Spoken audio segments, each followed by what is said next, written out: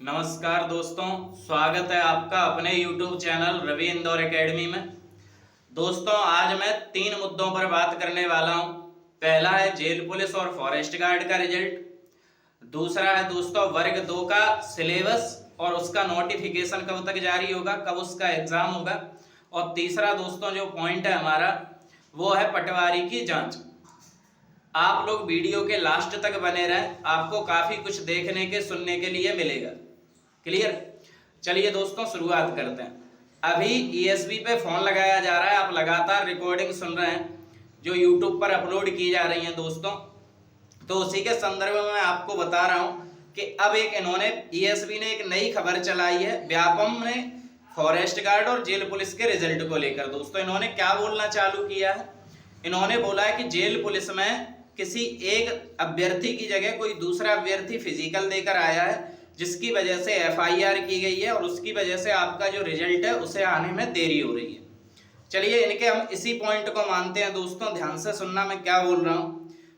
मैं सिर्फ 12 पल्स से फेल था और इन लोगों की इतनी कड़ी सिक्योरिटी थी दोस्तों कि मेरा पैर रखा था, लेकिन इन्होंने बोला आप डिस्क्वालीफाई हैं क्योंकि आपकी चेस्ट आनी चाहिए जेल पुलिस में।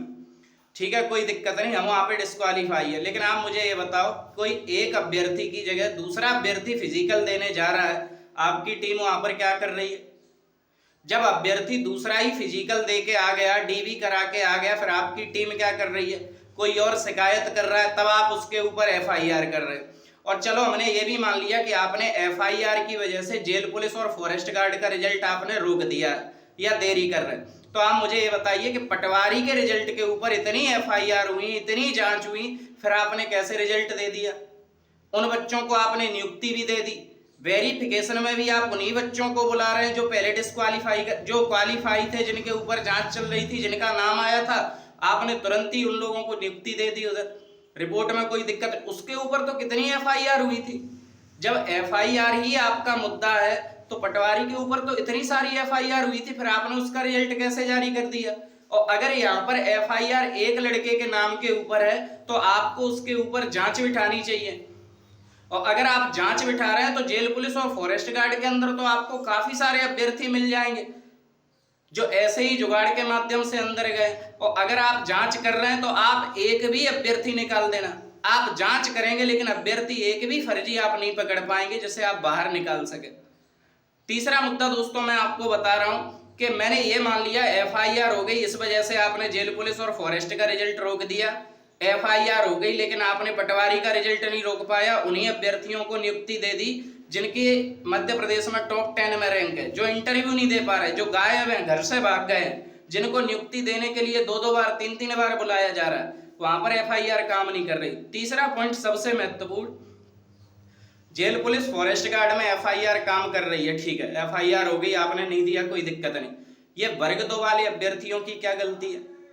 इन्हें आज 1.5 साल हो गया प्री दिए हुए, इनका मेंस की डेट अब तक नहीं आ पाई, इनके विचारों के ऊपर तो कोई एफआईआर नहीं है, फिर आप वर्ग 2 की सिलेबस क्यों नहीं जारी कर रहे? उसके मेंस की डेट क्यों नहीं दे रहे आप?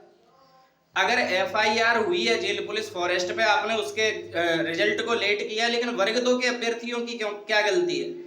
ना तो इन्होंने आप एफआईआर की है ना कुछ किया है, 1.5 साल हो गई, अभी भी आप बोल रहे हैं कि दिसंबर में कोई प्रोसेस ही नहीं होगी। एक तो ईएसपी में इतने रद्दी कर्मचारी इन्होंने बिठा रखे हैं, उनको बेचारों को खुद ही नहीं पता कि कब क्या रिजल्ट आएगा कब नहीं आएगा, उनकी प्रोसेस ही चलती रहती है 4-4 5-5 महीने तक।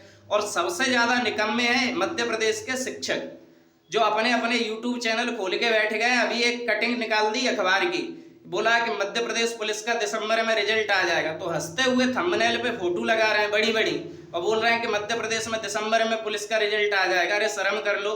वर्ग 2 के अभ्यर्थियों ने आपके यहाँ से कितने कितने कोर्स खरीदे हैं, बेचारे प्री के मेंस के तैयारी की है, जेल पुलिस फॉरेस्ट वाले बच्चों ने तैयारी की है, आपके यहाँ से पटवारी वाले बच्चों ने तैयारी की है।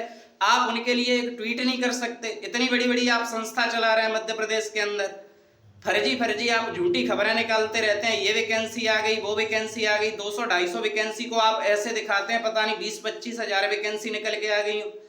थोड़ी शर्म रखो, बच्चों के हित में बोलना चालू करो। आप शिक्षक हो, आप यूट्यूबर नहीं हो, आप शिक्षक हो, आप शिक्षा देने का काम कर रहे हो, कम से कम ऐसा बर्ताव तो रखो। मध्य प्रदेश में एक माहौल तो बनाकर रखो। उत्तर प्रदेश में अभी सारे के सारे शिक्षक मिल गए थे बच्चों के साथ। यहाँ पर बच्चे सभी इकट्ठे हो रहे हैं लेकिन शिक्षक कोई नहीं जुड़ पा रहा है उनके साथ।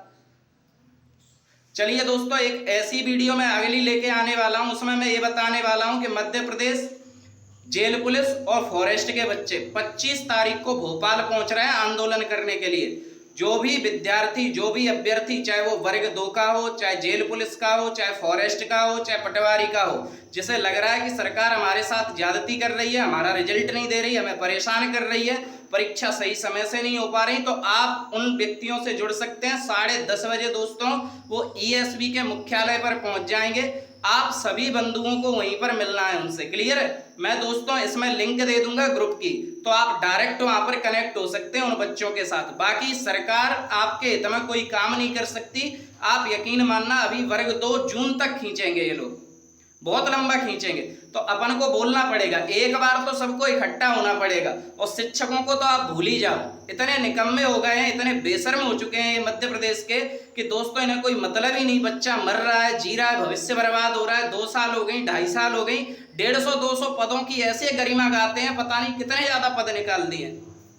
तो दोस्तों मैं ग्रुप की लिंक दे दूंगा, आप वहां पर जाकर जुड़े, उन अभ्यर्थियों से बात करें, सभी लोग मिलके भाई आंदोलन करेंगे, जब ही कुछ हो पाएगा। चलिए मिलते हैं अगली वीडियो।